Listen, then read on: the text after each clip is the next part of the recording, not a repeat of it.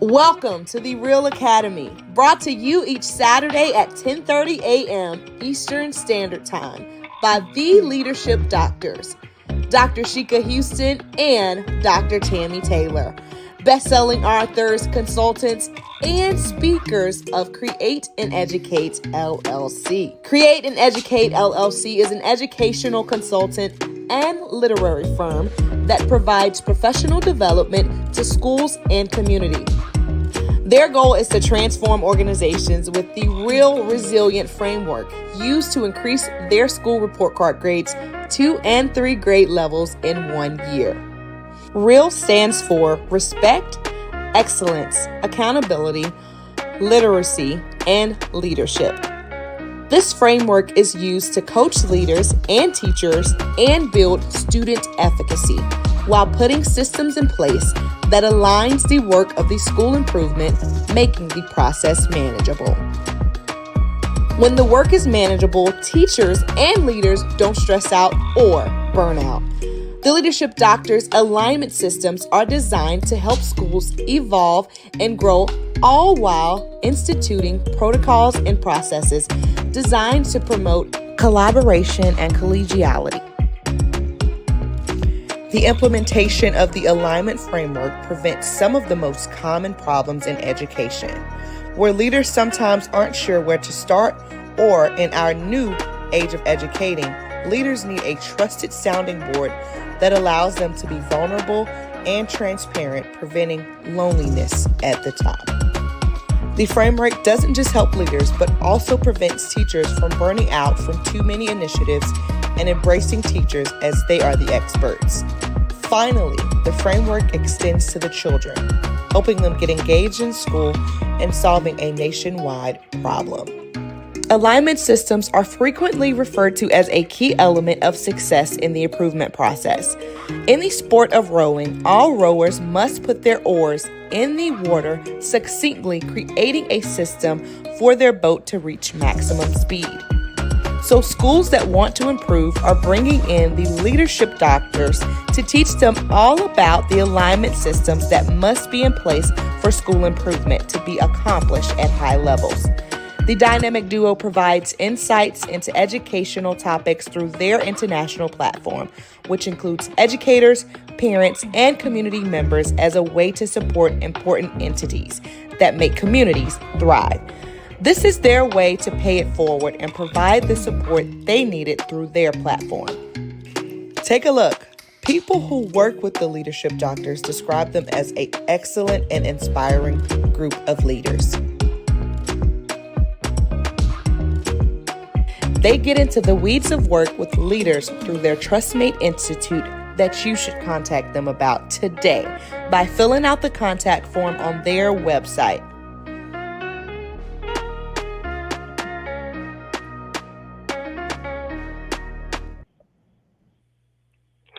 Happy Super Saturday, everyone. Welcome to the REALL Academy with your Systems DoctHers, HERS, brought to you by Create and Educate. I am Dr. Sheka Houston. Good morning, everybody, and I'm Dr. Tammy Taylor. Today, in honor of International Day of the Girl, we're going to be discussing some of the unique challenges girls face in school and how educators and parents can best support them. Most definitely. And good morning, Tammy, and good morning to all of our REALL family members who are joining us. Shout out to Principal Hurt, who was giving out those cheat codes for the SAT. He has broken down how you can definitely get the math portion, your scores for that, and your scores for being college and career ready at the high school, which is the answers to the test. So if you have not watched him this morning, go back and watch Principal Hurt. If this is your first time tuning in to the REALL Academy, we are consultants who help other leaders transform schools by making sure that their teachers and their staff members, as well as their students, are empowered. And we provide leaders with the same systems that we use to turn our schools around. My middle school improved 2 report card grade levels in 1 year. Tammy's elementary school improved 3 report card grade levels in 1 year, being 2 points from excellent. And we are now paying it forward with this podcast, but also through our work as consultants, helping districts, leaders, and schools who want to transform their schools without some of the pitfalls. One of the things that one of the leaders who has contracted with us said was, we are contracting with you all because we can support the schools, but we have never turned a school around before. So if you are wanting to do something and you want to avoid pitfalls, if you want to work smarter, not harder, normally you get with people who have done that work, and we've done the work. It's work that we enjoy sharing with others because we know that when we needed the help, there was very few people out there that could help us. Principal Hurt was one of them, but we definitely tag teamed each other as one another's trust mates. So make sure that you are liking, sharing, subscribing. Please do all of the things that will help us with these algorithms on each of the platforms. And we appreciate every one of our real family members that join us every Saturday. We are part of the Fantastic Four live stream network, starting on what we call Super Saturdays with Principal Sean Hurt at 10 a.m. Yours truly, the Systems Doctors, Create and Educate at 10:30, followed by who we call the GOAT and our mentor, Principal Kafele, in the AP and New Principals Academy, following us at 10:55. Then on Sundays at 5 p.m. Eastern, if I'm wrong, Josh, put it in the comments. I think that's right. You changed the time. PGP podcast with Dr. Morena and Principal Josh Tovar out of Garland, Texas. All right, and we're going to shout out all of our fam before we start putting up the comments that are joining us because we appreciate you. Stacy L. Joy, Mrs. Truesdale, Melissa Jones Chunu, Miss Dot McKeever Jeter, Stacy L. Joy, Chancellor Rashard Davis, Leslie Lyles, Principal Sean Hurt, Sherrod Laws, Taylor Williams, Rel Purposeful, Stephanie Devance Vance Daniels, Principal Kafele, Joe Griffin, Dr. Joe, we appreciate you. Alicia Scott, thank you. Oh, it's 7 p.m. Eastern. Thank you, Principal Kafele. I got it. And Principal Central Hicks. So thank you all for joining us. And that brings us to our topic for today. You want to get us started, Tammy? Yes, absolutely. We are going to be sharing with you. Well, we're going to start off because, again, we are going to, in honor of the International Day of the Girl, be talking with you about some of the things that girls face in school today. And we're going to start off with some of the statistical realities girls are facing in school. So let's just start with some facts. According to recent studies, 1 in 5 girls experiences anxiety and depression, which can heavily impact their school performance. Girls are also more likely than boys to be victims of bullying. And for girls, it's particularly cyberbullying. Yes, and that the fact about the anxiety, that's one that always hits home with me because I see it a lot in the middle schools. And one of the things that my young men, when we would have things like Women's History Month or any types of observances for women. What's up with that, Dr. Houston? How we observing women? Where the Men's Month at? And so I would explain to them, and I think it's important for us to be able to explain that the reason why we have observances is because usually there's some type of disenfranchisement that has taken place with the population of people. So Right. women and girls are definitely a very vulnerable population of people. And so we wanted to make sure that we highlighted that, and that is the whole point of the International Day of the Girl as well, to make sure that we understand some of the challenges that girls face in school and in life, but how to help them navigate those as professionals and as educators, as parents, as just people. So that one about the anxiety, Tammy, one of the things that I think we have to be intentional about is making sure that our staff members can recognize the signs of anxiety and depression in girls and in all of our students. And so usually that can be seen through mood changes, sadness, irritability, um, also sleep differences, if they're sleeping too much or too little. Changes in appetite can be a sign, as well as being withdrawn. So when you're trying to make sure that girls are being best supported, we have to make sure that we are training everyone to be able to recognize the signs. Yeah, I'm really like when we talk about that anxiety and depression especially, it's Mhm. really one of those things too that you have to respond like it's an urgency to that because of all of the other things that can come along with girls feeling that way. And I know you mentioned it from a middle school perspective, but Mhm. in all honesty, I'm seeing how each year it gets to be it goes farther down grade by grade, and like what you would have expected, I think some years back from seventh grade, Mhm. typical behavior is stuff that we're seeing now, like in the fourth and fifth grade. So they're definitely, and that's girls and boys. So Mhm. very, it's a very different reality that we have. And on top of that, when we're looking at all these things, um, girls, especially those from minority backgrounds, are much more likely to experience those implicit biases from teachers that Mhm. affect their confidence and how they thrive academically.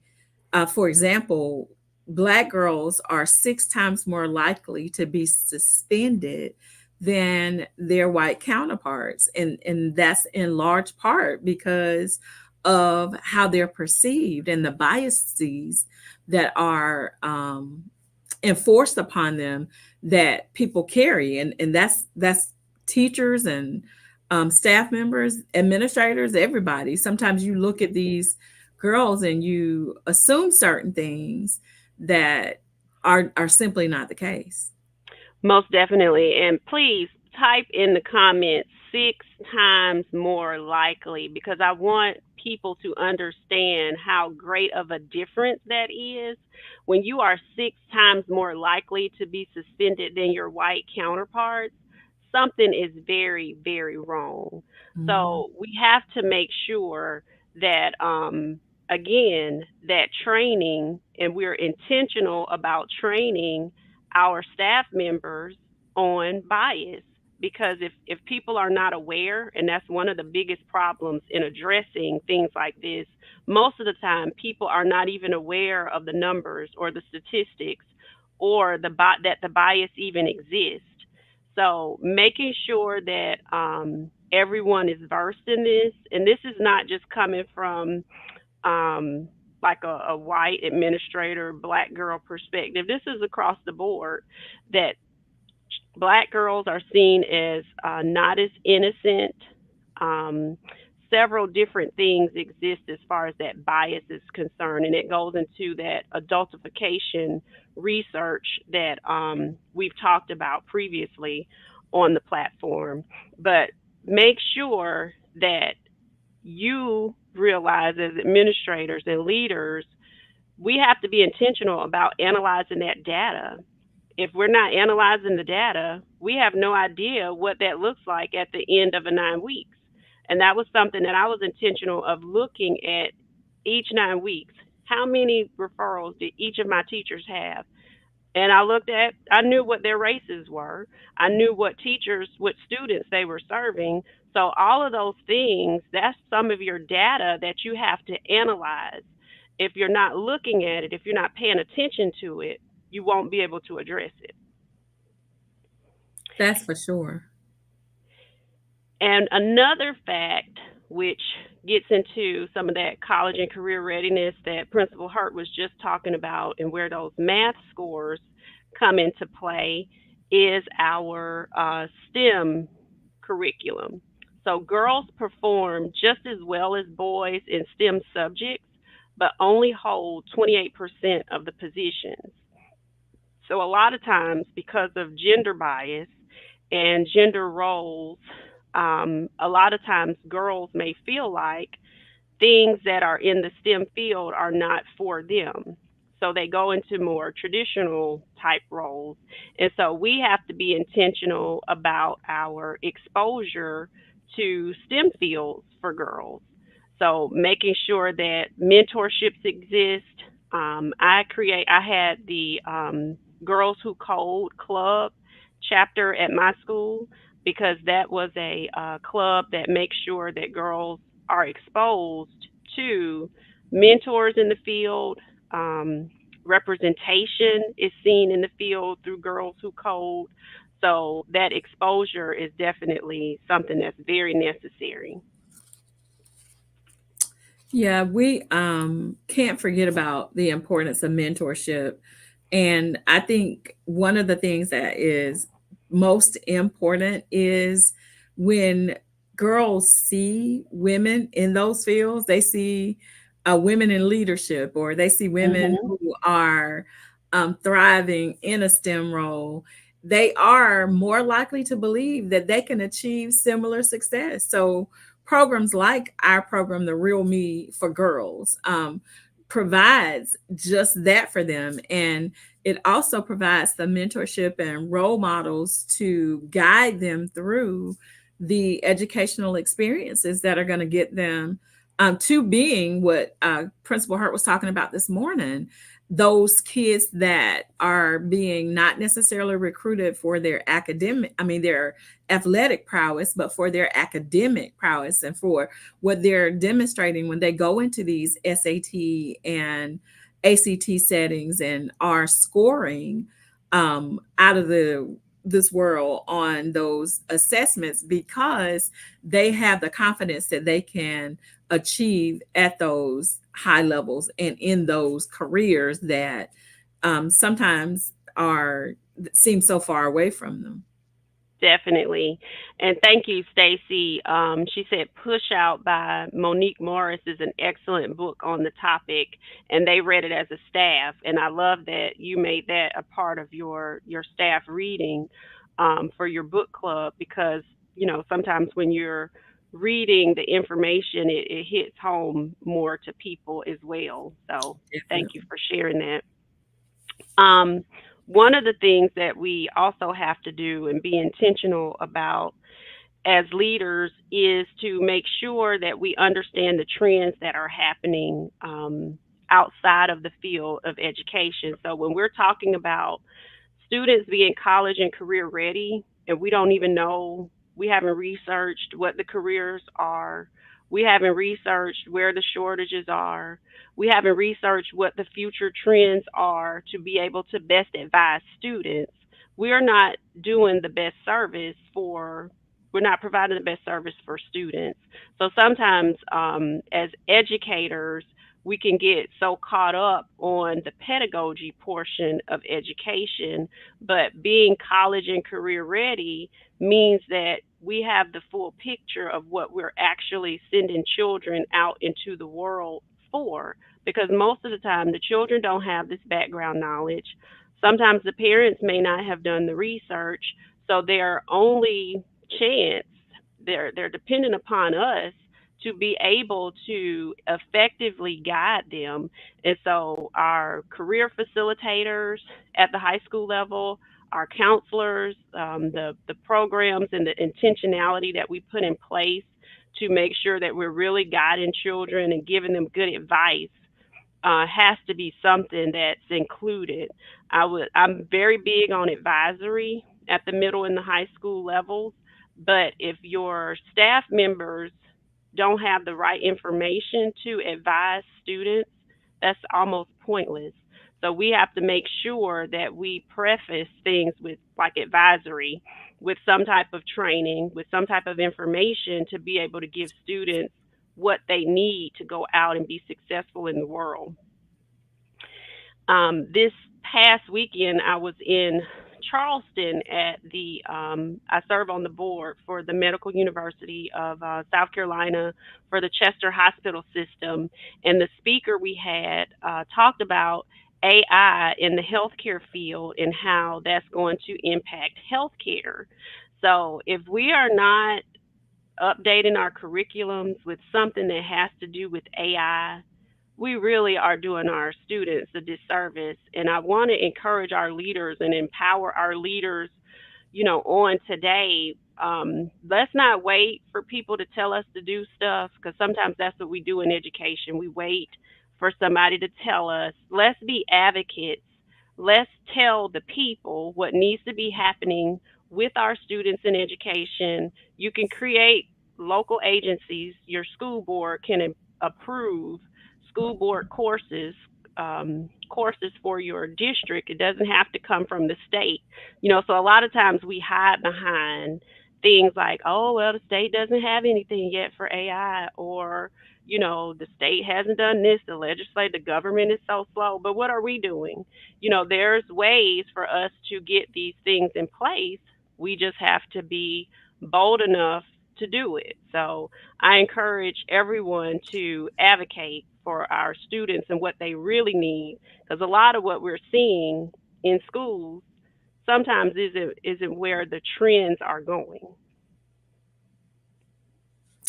Yeah, we have to also, I think, make sure that we're in that space to create that resiliency that's needed as we encourage our young ladies with these opportunities, and to encourage our leaders to be just that, the advocate for the students that they have the privilege of serving. I know that the middle and high school does lend itself, I think, more to the advisory periods. However, we have to begin these conversations, I think, as early as pre-K, because we have to start making our children aware of the options that are out there. And you have to be proactive in your thinking, because many of the careers that these children that we are leading right now are being prepared for don't even exist yet. So we have to keep up with the trends that are in the pipeline, so that we are preparing them as best we can at this moment for those things to come, like AI. I mean, we have it's a reality, and we have to embrace where we are.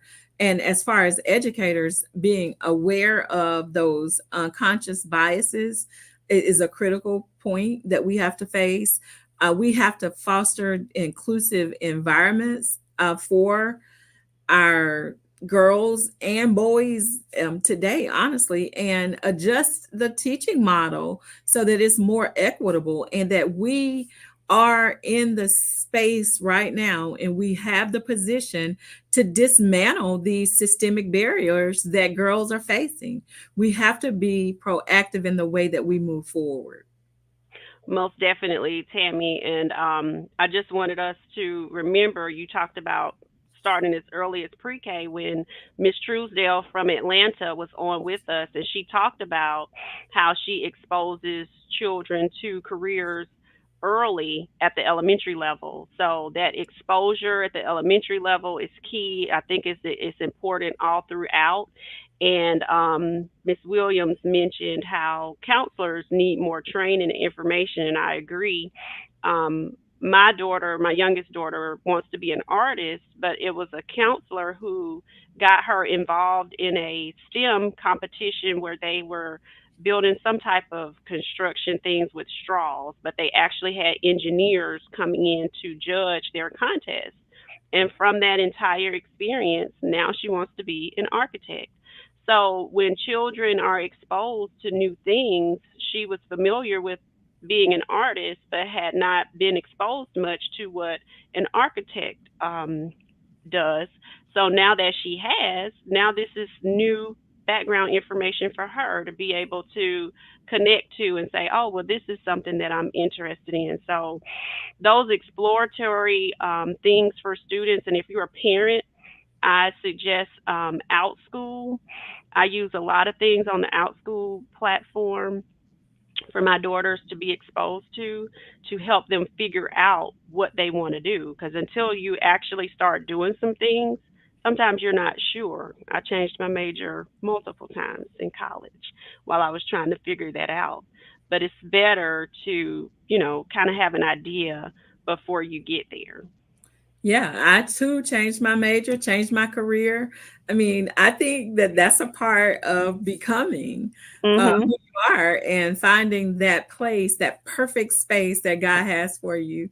He'll get you where you need to be, and the beauty of it is He equips you along the way with these other experiences that He's given to you, that you think you're just wasting your time in. So we embrace the differences that we are able to have, and to share with these amazing young ladies that we are celebrating this morning. And as we celebrate the International Day of the Girl, let's commit to empowering the girls in our lives and in our spaces and in the world, by providing them the tools, mentorships, and support they need to succeed.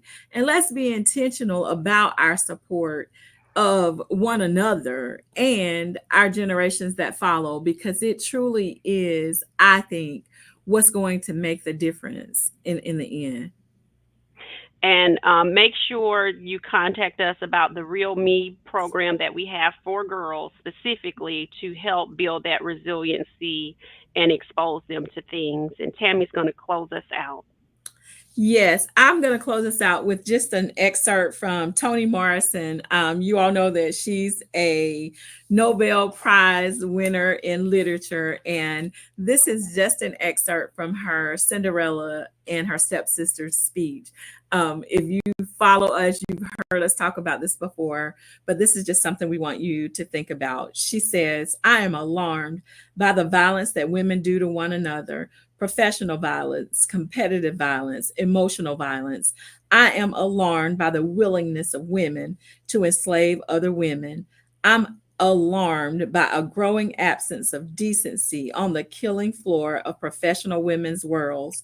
You are the women who will take your place in the world, where you can decide who shall flourish and who shall wither. You will make distinctions between the deserving poor and the undeserving poor, where you can find yourself, determine which life is expendable and which is indispensable. And I'm going to drop down to the very closing. She says, because there's a lot of things in there, but she says, but in pursuing your highest ambitions, don't let your personal safety diminish the safety of your stepsister. In wielding the power that is deservedly yours, don't permit it to enslave your stepsisters.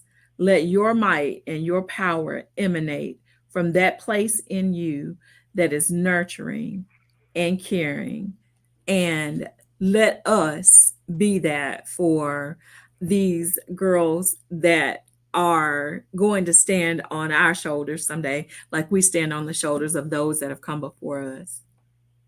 Most definitely. Thank you, Tammy, and thank you everyone for joining us for episode 165, Empowering Girls and Navigating School Challenges. Join us on Principal Kafele's page next and back here next Saturday for Super Saturday.